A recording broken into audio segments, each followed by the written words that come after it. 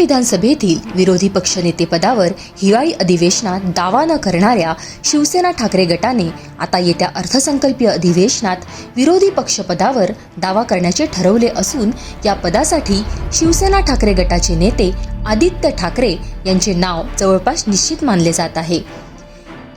गेल्या हिवाळी अधिवेशनात उद्धव ठाकरे यांनी नागपूर येथे मुख्यमंत्री देवेंद्र फडणवीस यांची भेट घेऊन विरोधी पक्षनेतेपद शिवसेनेला मिळण्याबाबत चर्चा केली होती।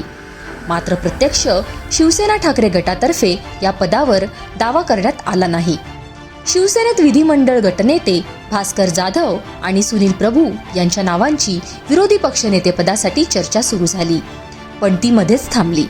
भास्कर जाधवांसारख्या आक्रमक नेत्यांऐवजी आदित्य ठाकरेंच्या नावाचा प्रस्ताव विरोधी पक्ष नेतेपदासाठी प्राप्त झाल्यास त्याला सरकारतर्फे संमती दिली जाईल, असा संदेश भाजपतर्फे ठाकरे गटाला देण्यात आल्याचे विश्वसनीय वृत्त आहे। भाजप आणि सरकारला नाव पसंत नसेल तर 10% कमी आमदार असल्याचे कारण सांगून सत्ताधारी पक्षविरोधी पक्षनेतेपद शिवसेनेला नाकारूही शकते, अशी टांगती तलवार ठाकरे गटावर आहे।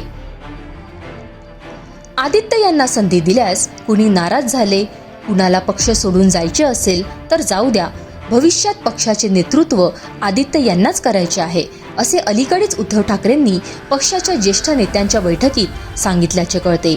त्यामुळे 3 मार्चपासून सुरू होणाऱ्या अर्थसंकल्पीय अधिवेशनात या पदासाठी आदित्य यांच्या नावाची शिफारस करण्याचे पत्र पक्षातर्फे देण्यात आले होते।